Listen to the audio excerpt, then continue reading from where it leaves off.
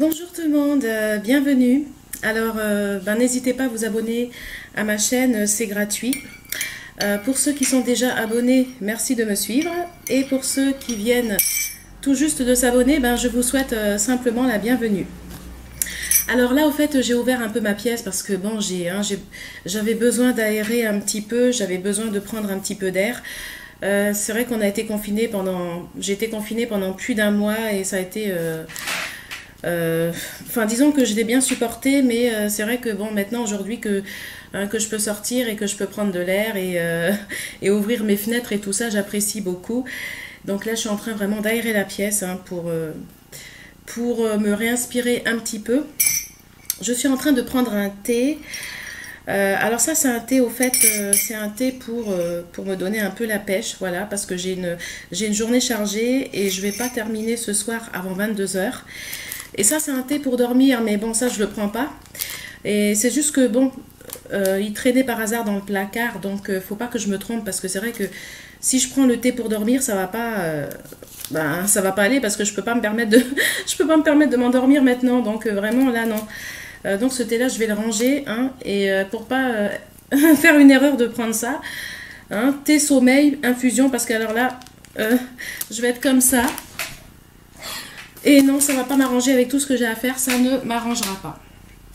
Bon, en tout cas, j'ai une semaine vraiment chargée et au fait, je voulais me reposer. Hein. Je voulais me reposer aujourd'hui, cet après-midi, là, ce vendredi, et puis finalement, ça va pas être possible parce que je suis en train de préparer une nouvelle collection. Hein. Une nouvelle collection, voilà, et je suis obligée de tout étiqueter. Telle collection, tel genre de vêtements, machin, parce que je prépare une collection de vêtements. Alors c'est un vrai bazar, c'est de la folie. En plus, je fais tout toute seule, hein, et je suis en train de tout caser, de faire mes tableaux, mes présentations pour mon site et tout, mais c'est vraiment dingue. Là, je termine pas avant 22 heures ce soir, et là, mon samedi et mon dimanche, ça va être pris à 100%. Donc, je vais pas me reposer cette semaine. Voilà. Mais en même temps, j'en ai profité pour le déconfinement. J'ai été à la nature, là, un week-end. J'ai passé mon week-end dans la campagne française avec les arbres, les pelouses, les jardins, parce que j'en avais tellement marre. Et je vous montrerai mes vidéos, mais j'ai passé un super week-end à la campagne française avec les poissons, les moutons, les animaux, les paysages en France. C'est juste génial, c'est très beau. Je vous montrerai les paysages de la campagne française.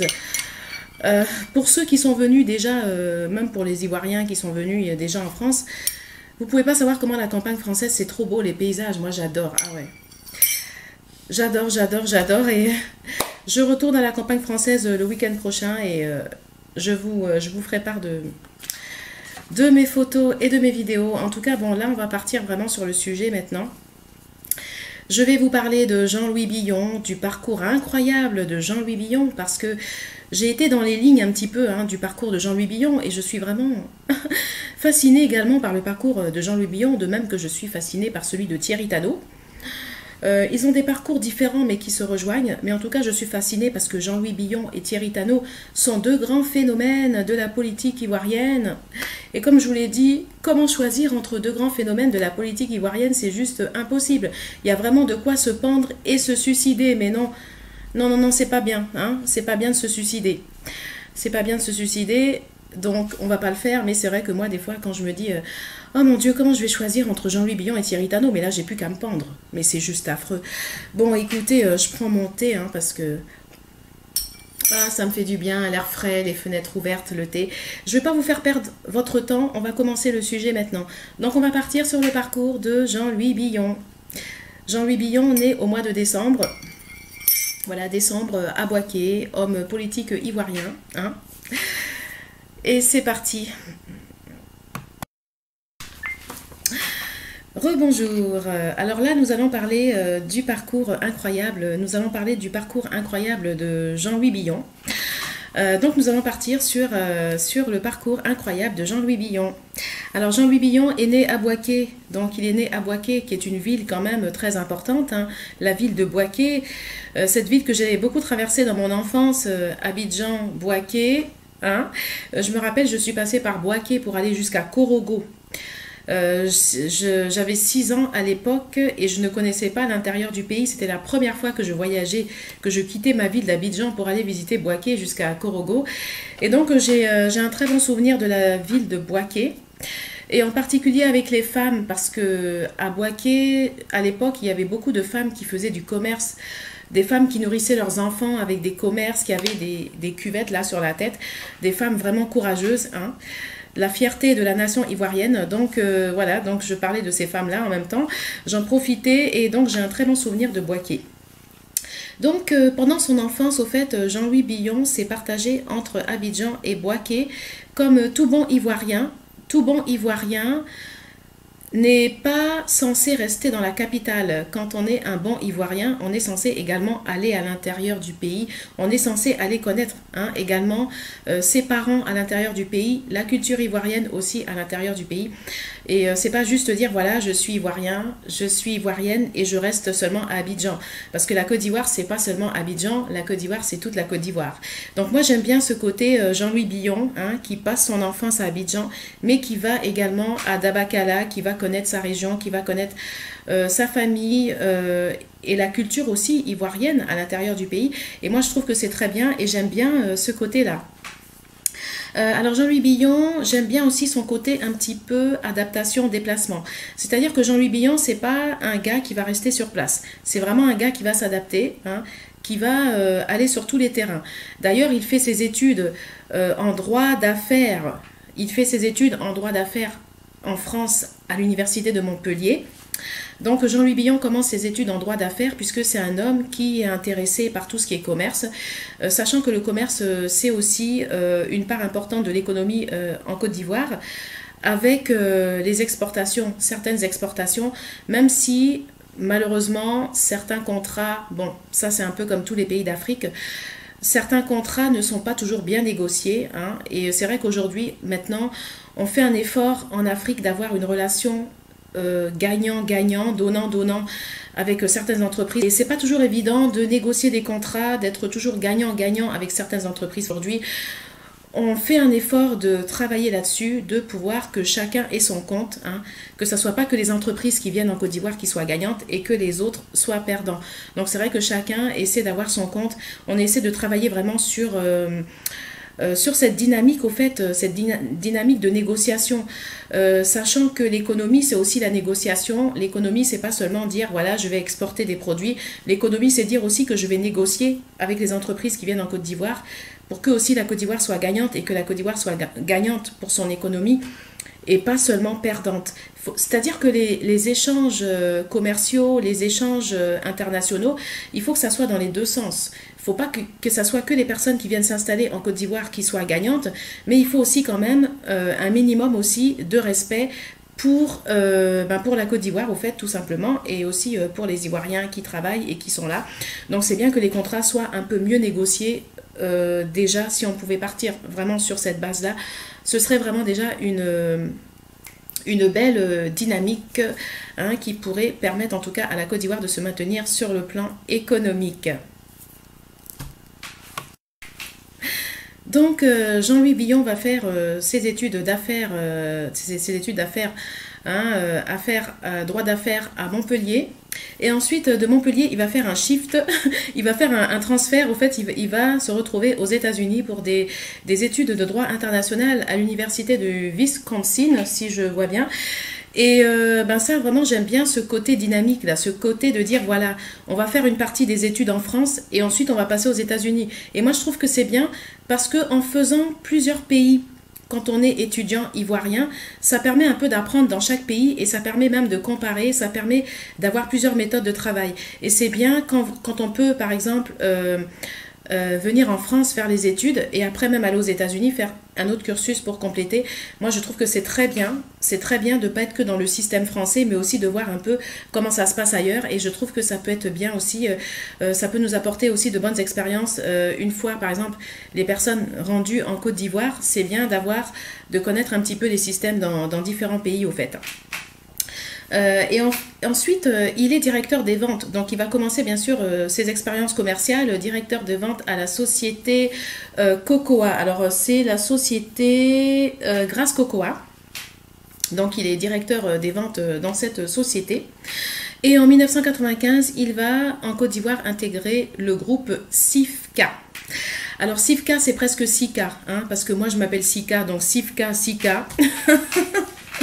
Je dirais que j'aurais même pu à la limite travailler dans cette entreprise, parce que entreprise Sifka et entreprise Sika, quelle est la différence, hein? Je présente mon CV là-bas, hein, on me prend tout de suite. Hein. Bonjour, oui, je viens postuler pour un poste. Vous vous appelez comment? Je m'appelle Sika. Ah ben écoutez, nous on est Sifka. Ben écoutez, dans ce cas-là, bienvenue. Hein. Vous êtes embauché, on n'a même pas besoin de regarder votre CV, vous vous appelez Sika et Sifka, ça marche. Non mais là franchement je déconne, hein, je déconne. Voilà, on va repartir là maintenant, on va se ressaisir, hein, on va repartir. Donc ensuite, Jean-Louis Billon est président de la Chambre de commerce et d'industrie et ça c'est vraiment très important. Il est même aussi, il est vice-président de la Chambre régionale UMOA et il devient ministre des PME, de l'artisanat et du commerce. En novembre 2012, donc c'est bien ça. Et ça, c'est vraiment un secteur très important parce que vous savez que la Côte d'Ivoire, c'est un pays qui est très riche en artisanat. Je sais parce que j'ai vécu en Côte d'Ivoire, j'ai passé mon enfance en Côte d'Ivoire. Et même quand j'avais 15 ans, j'étais encore là-bas à Abidjan. Donc je sais que j'ai visité, j'ai été surtout, alors je crois que c'est... j'ai été dans certains quartiers, au fait, j'ai été à des expositions, Bin Kadisso, tout ça, là, la danse, des expositions. C'était l'époque de Marie-Rose Guiraud. Paix à son âme, notre chère danseuse Marie-Rose Guiraud, hein, notre chère danseuse Marie-Rose Guiraud qui est malheureusement décédée. Et moi, c'était à l'époque de Marie-Rose Guiraud aussi, Marie-Rose Guiraud qui était une grande danseuse. Et j'avais également été voir des artisans ivoiriens qui faisaient de la fabrication et tout ça. Et en tout cas, vraiment, c'était vraiment bien. C'était aussi l'époque de Robert Verdier, l'époque de Cassis, je crois, un peintre là qui s'appelait Cassis, il y avait Robert Verdier, tout ça. Et vraiment, c'était une belle époque, voilà, c'était vraiment une belle époque. Et donc le commerce, l'artisanat, la Côte d'Ivoire est vraiment un pays très riche en artisanat. Déjà quand vous allez même à Grand Bassam, quand vous arrivez à Grand Bassam, il y a des maisons, vous voyez les expositions et tout ça, c'est vraiment des grands artistes. Et malheureusement, ces artistes-là n'ont pas toujours l'occasion d'être financés, de pouvoir vraiment se faire connaître. Donc ça, c'est un effort aussi que dans le programme électoral de la Côte d'Ivoire, c'est bien aussi de parler des artistes ivoiriens et d'aider un peu ces jeunes-là, ces jeunes artisans à promouvoir un petit peu plus leur art, même si c'est déjà fait, de les aider encore plus. Donc ça l'art aussi, c'est important et c'est bien que ça soit dans le programme également, dans le programme électoral. Pensez à tous les secteurs, la médecine, les arts, l'économie, le commerce, tout ça, c'est des sujets que vous pouvez présenter comme programme électoral. On en reviendra d'ailleurs puisque moi, je me sens vraiment concernée par les élections puisque je suis moi-même aussi ivoirienne. Donc c'était pour vous parler du parcours incroyable de Jean-Louis Billon, hein, qui s'est investi dans un secteur très important, très important dans un pays qui est le commerce, l'artisanat, les relations internationales, les affaires internationales. Donc Jean-Louis Billon est vraiment très calé dans tout ce qui est commerce, négociation. Et donc Jean-Louis Billon est également un candidat, un excellent candidat pour la présidentielle, de même que Thierry Tannot. Voilà.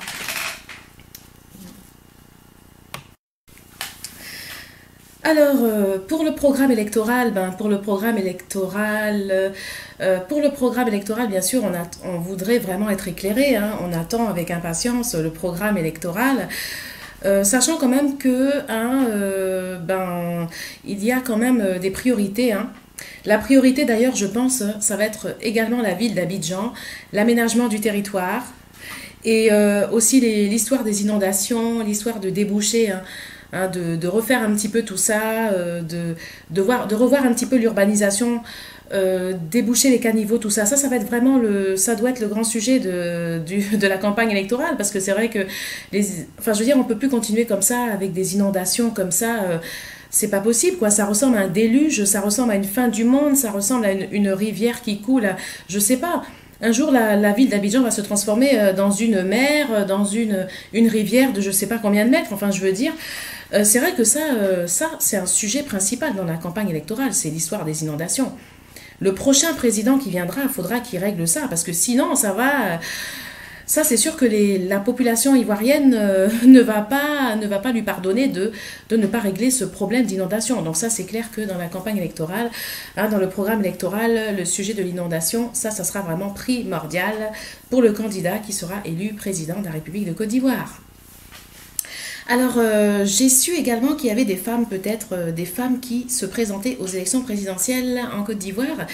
Et je félicite également les femmes qui vont se présenter à la présidentielle en Côte d'Ivoire, parce que c'est vrai qu'en Afrique, nous avons eu des femmes présidentes. Il y a eu des femmes présidentes en Afrique, hein. Nous avons eu des femmes présidentes en Afrique. Et c'est vrai que les femmes présidentes en Afrique, ça existe. Et pourquoi pas un jour en Côte d'Ivoire, une femme présidente. Je ne sais pas qui ça sera, mais peut-être une femme présidente en Côte d'Ivoire, un jour, je ne sais pas. Et en tout cas, je salue en tout cas le courage de ces femmes. C'est ça justement le féminisme. Le féminisme, au fait, c'est l'homme et la femme. C'est-à-dire que le féminisme, ce n'est pas la division de l'homme et la femme. Le féminisme, justement, c'est la coopération positive de l'homme et la femme sur des projets et des sujets intelligents.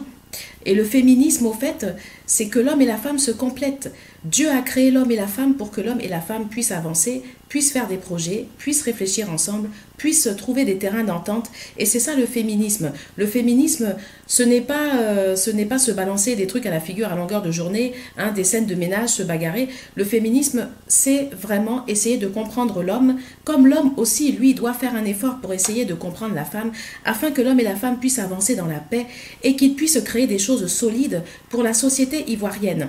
Donc c'est là-dessus aussi que la campagne électorale va être basée, sur le féminisme, sur le droit des femmes ivoiriennes de faire des études sans se faire juger par leur père ou par leur maman, sur le droit des femmes ivoiriennes d'être indépendantes financièrement, de pouvoir travailler, de pouvoir avoir un métier, sur le droit des femmes ivoiriennes de pouvoir trouver un terrain d'entente avec les hommes, de pouvoir avoir une coopération positive avec les hommes pour des projets positifs dans le but de la construction de la Côte d'Ivoire, et que dans cette campagne électorale, la priorité, ça ne soit pas le parti politique. Parce que quand on va aller au fait aux élections présidentielles, on n'est pas là pour défendre un parti politique, on va être là pour défendre les intérêts des Ivoiriens et les intérêts de la Côte d'Ivoire. Et c'est ça justement, la vraie politique. La vraie politique, c'est qu'on n'est pas là pour le parti. Même si vous faites partie d'un parti, vous êtes avant tout Ivoirien. Avant votre parti, vous êtes Ivoirien. Donc vous êtes là, pas seulement pour votre parti politique en priorité, mais vous êtes là surtout pour les intérêts de la Côte d'Ivoire et des Ivoiriens. Donc c'est ce schéma-là, au fait, qui sera appliqué pour les élections présidentielles, et je fais confiance, tout se passera bien. Le gouvernement, en tout cas j'espère vraiment, va veiller à la sécurité, et nous attendons avec impatience ces élections présidentielles. Et en tout cas, moi je félicite vraiment les femmes du féminisme africain et du féminisme ivoirien qui se présentent à ces élections présidentielles. Je ne sais pas encore, mais en tout cas, je félicite vraiment ces candidates et je leur dis vraiment un très bon courage, et c'est une très belle initiative. Sur ce, je vous dis à bientôt.